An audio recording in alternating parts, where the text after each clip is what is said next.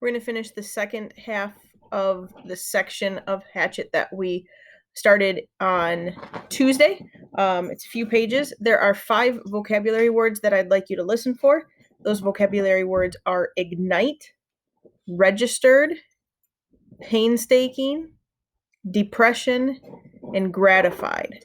And when we left off, Brian had been trying to start a fire. No, he was sleeping in his cave, and he was attacked in the middle of the night by a porcupine. And then when he woke up, he had to peel all of the quills out of his leg. He also had a dream about his father and his old friend Terry, and they were trying to tell him something about fire, and Brian was getting frustrated because he knew he needed a fire, but he didn't know how to make a fire. And then when he woke up, he ate some of the raspberries, and he thought that he needed to make some sort of tool to keep the animals out.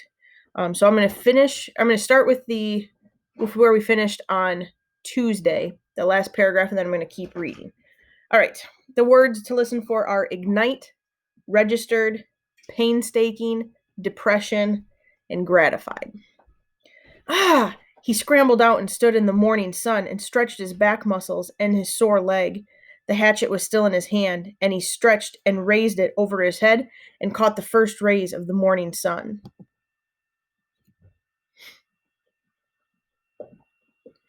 The first faint light hit the silver of the hatchet and flashed a brilliant gold in the light, like fire.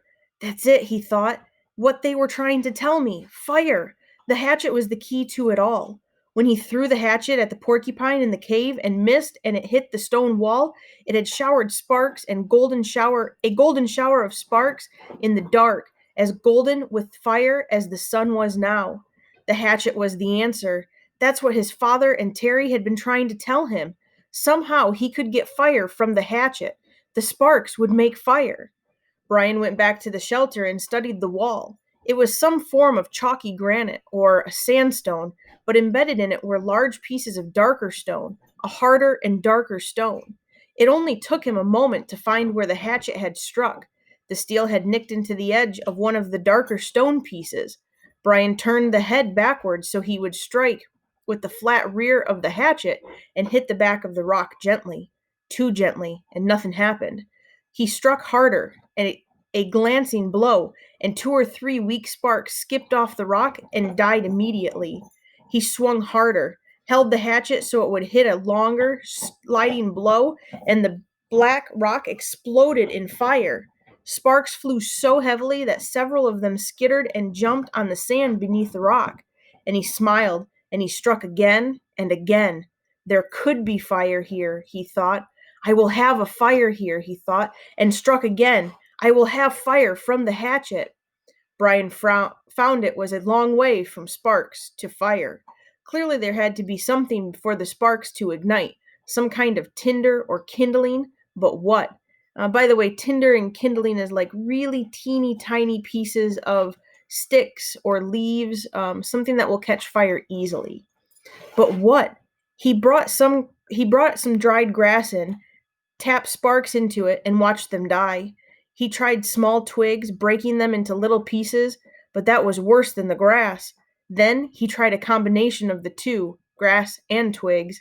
Nothing. He had no trouble getting sparks, but the tiny bits of hot stone or metal, he couldn't tell which they were, just sputtered and died.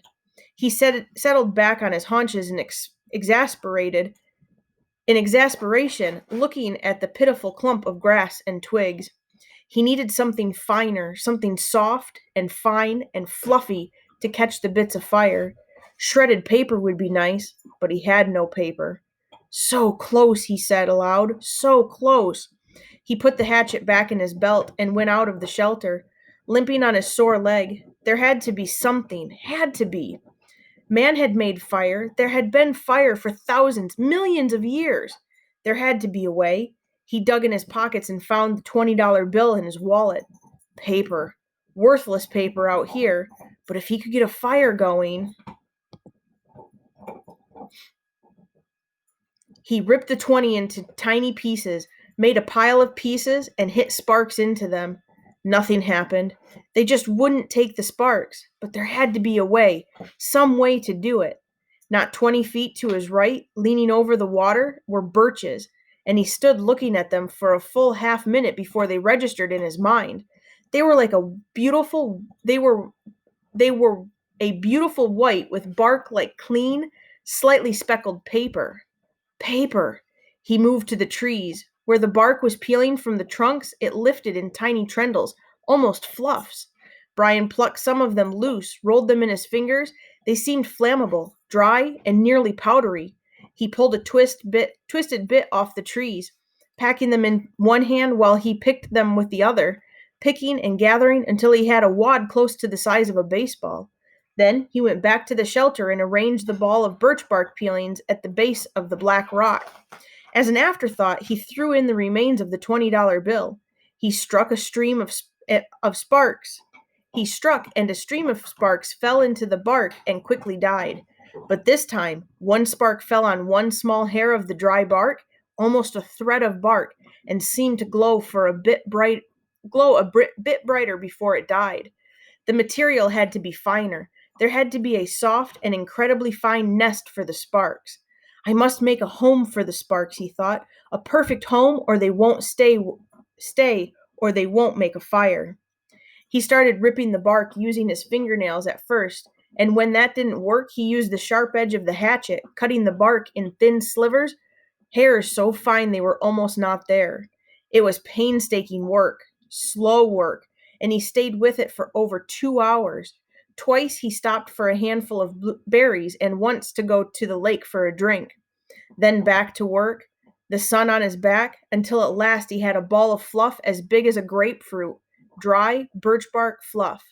He positioned his spark nest, as he thought of it, at the base of the rock.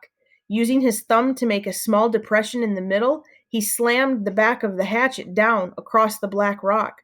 A cloud of sparks rained down, most of them missing the nest, but some, perhaps 30 or so, hit in the depression, and those 6 or 7 found fuel and grew, smoldered, and caused the bark to take on this red glow. Then they were out. Close. He was so close.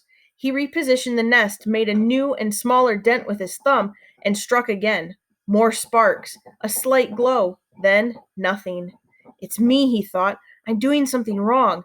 I do not know this. A cave dweller would have had a fire by now. A Cro-Magnon man would have had a fire by now.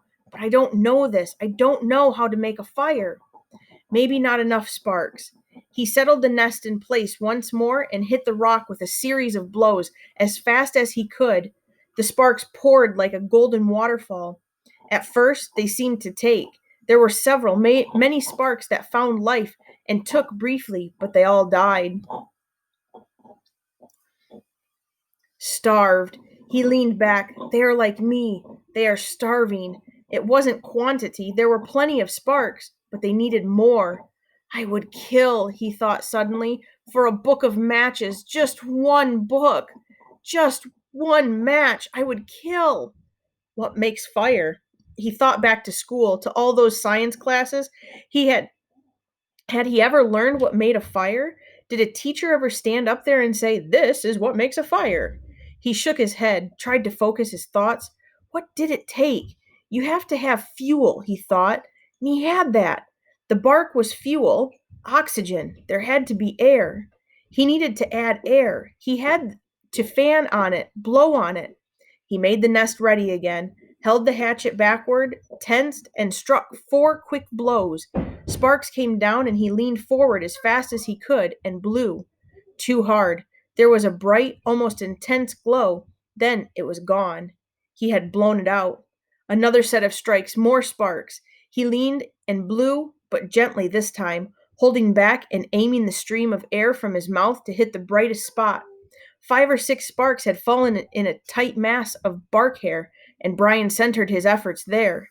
The sparks grew with this gentle breath, and the red glow moved from the sparks themselves into the bark, moved and grew and became worms, glowing red worms that crawled up the bark hairs and caught other threads of bark and grew until there was a pocket of red as big as a quarter, a glowing red coal of heat. and when he ran out of breath and paused to inhale, the red ball suddenly burst into flame.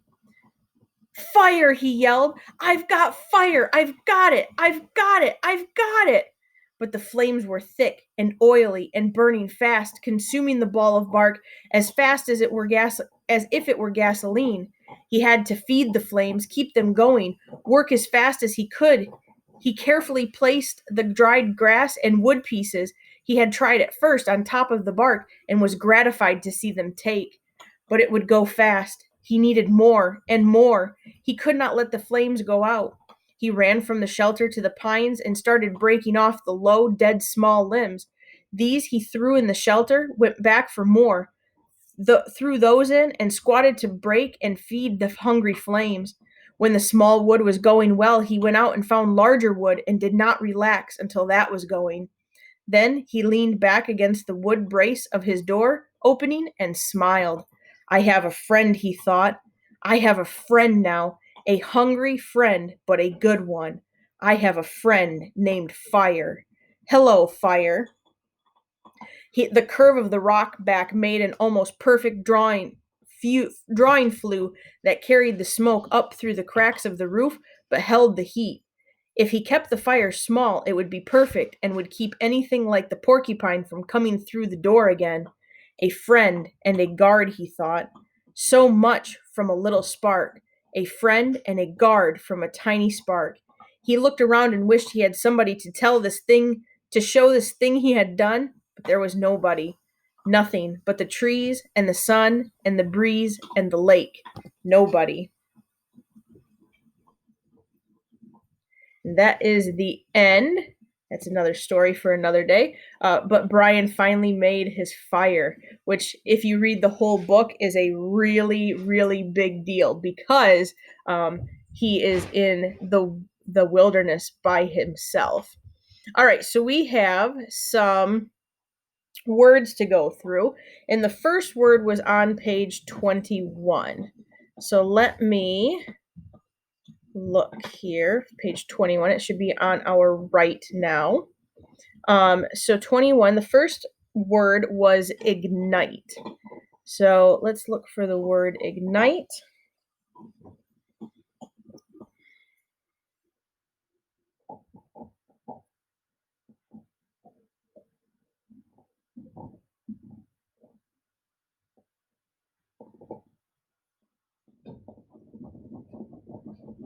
I found it finally. It took me a while.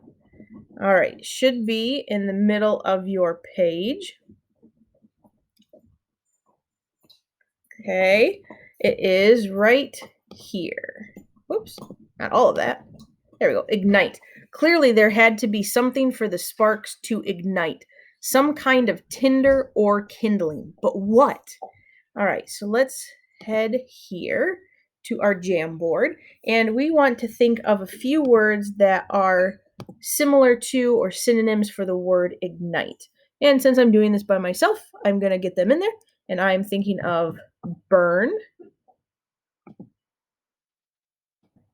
and flare up, inflame, just flame too would work, catch fire, and fire would work as well, fire. Set fire to, that's exactly what Brian's trying to do. Torch, and I already have fire, so let me slide maybe this one over here just a little bit, move this one up. All right, so while I am drawing some lines to connect these, think of some opposite words or antonyms. The first thing that comes to mind is water, right? Because water would put fire out. Cold, die down, stay put, ice. So there's some good opposites. I'm going to put a red box around that for opposites. And the word ignite is a verb. It's an action word. It's something you do. I could ignite the fire, or I could ignite the grill. If you have a gas grill, you have to push a button to ignite it. It shoots a flame up. All right, and then variations of the word would be igniting, ignited, and ignite. And the base word is that itself. It's just ignite. Let me switch to blue. Ignite is the base word. All right, and then I'm going to write my sentence. Please do not copy my sentence. My dad asked me to ignite the grill so he could cook some steaks. Which we were talking about steaks yesterday when we were having our fun for count day. All right, nice. That was nice and quick. Our next word is registered, and it's on page 22. So let's look at page 22. That was page 21, so 22 is next. Registered. All right, I remember this one. It is right at the top of your screen right now. Go ahead and take a second to find it.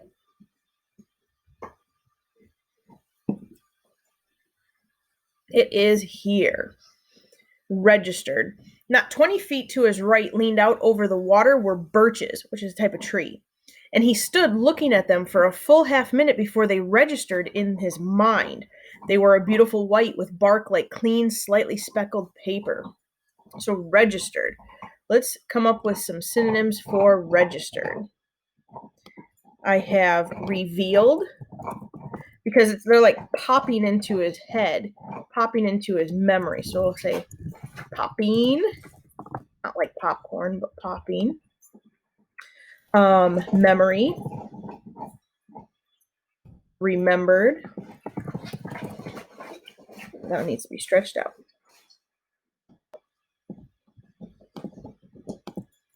Showed up.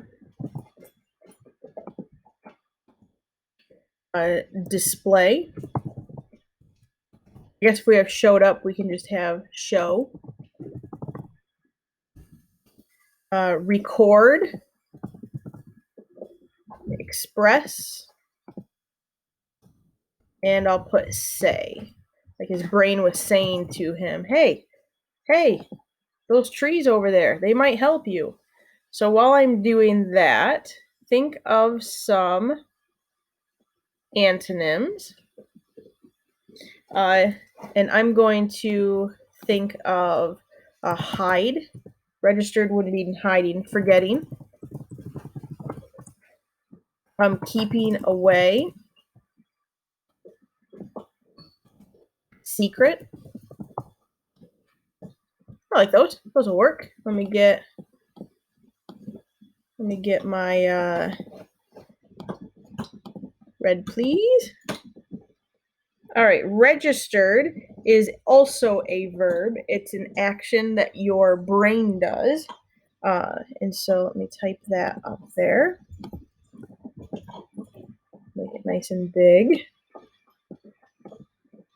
Verb. And register is the base word. Some houses and buildings have this like big metal thing that gets hot, and that's how it heats your house or the building. Those are sometimes called a register too. But this is that would be a noun. This one is an action that is the act of recalling something or thinking of something. So we have register. We can have register, registering, and registers. All be great variations of the word. And then it registered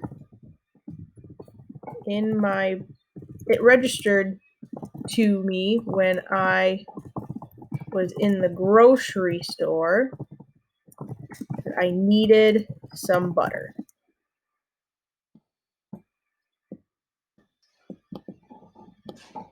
There we go. Next word is painstaking. Painstaking is on page 23. So let's go back to page 23. Maybe. There we go. Page 23 is the other side here. And painstaking is, maybe, there we go. Painstaking is at the top of your page. All right, painstaking is right here. He was splitting the bark into teeny tiny little hairs. It says it was painstaking work, slow work, and he stayed with it for over 2 hours. So painstaking, what might that mean? Some synonyms would be exact. He was trying to do it. Get those exact little fine hairs to come out so he could have something to ignite. By the book. Fussy. Your mom ever say, fold your underwear and put them in your drawer neatly? Might be painstaking work for you because it's fussy. Particular. Picky. Hardworking. Difficult. We might even put annoying. Hard. Those are all good ones. All right, so let me get my black pen here. While I'm connecting them, try to think of some antonyms. All right. There we go. And some antonyms might be sloppy, easy, nice, messy, not detailed. Put a red box around those. And then painstaking is an adjective. It describes doing something. Remember, an adjective is a descriptive word. And then painstaking is a compound word, which is also nice. It has two roots. It has pain and stake. But painstaking is the only variation for that. And then my sentence would be, it was painstaking work to pick up all of the toothpicks my sister dropped. There we go. Some of you may think that my homework is painstaking. It's not. It's pretty easy. All right, next word is depression. Now, this one you really have to use the text for it because depression has multiple meanings. So let me find it. It's on the same page, page 23.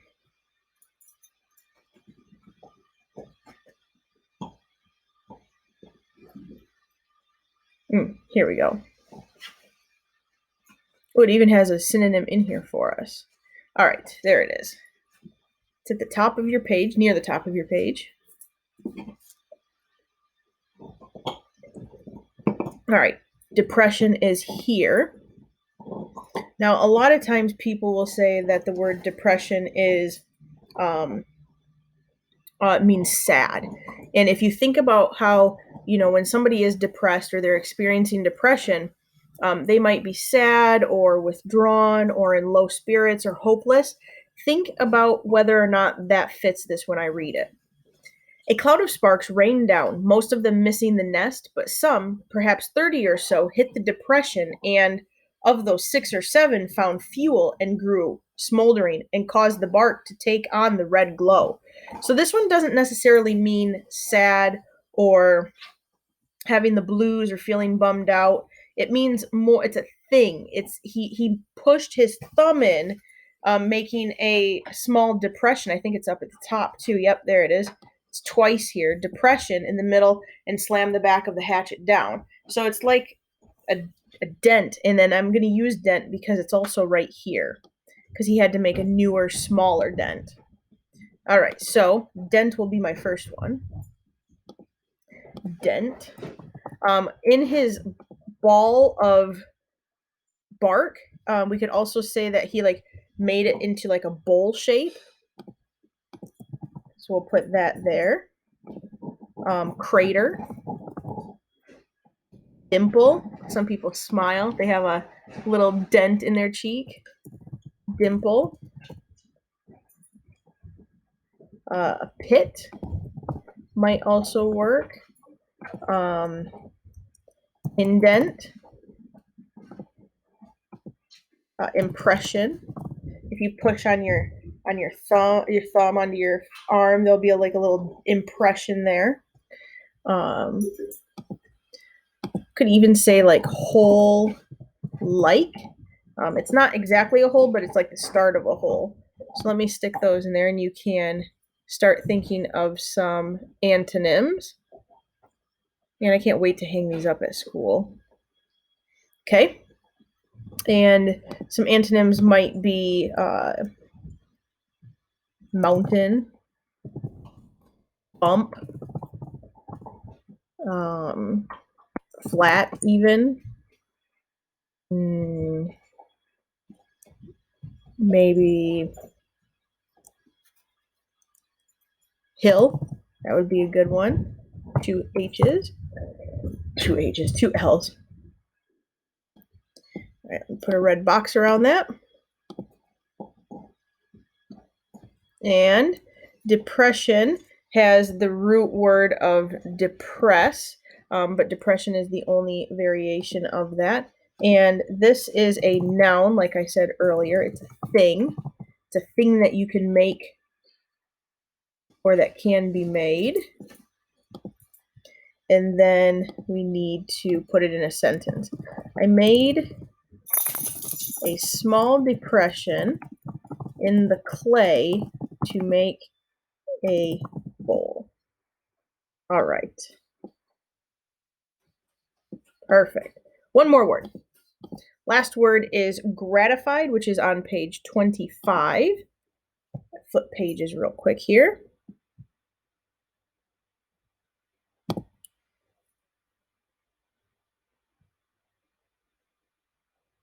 '24, '25. All right, gratified. Gratified.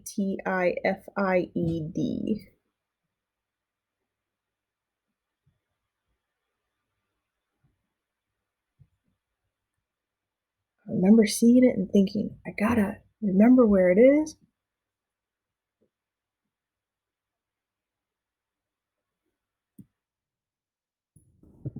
There it is. It's orange now. You can see it at the top. It's taking a little too long for me to find it. All right, it says, working as fast as he could, he carefully placed the dried grass and wood pieces he had tried at first on top of the bark and was gratified to see them take. So this is a feeling. So think about that when I ask you what kind of word it is. All right, some synonyms are delighted. He's proud of it. Proud. Accomplished.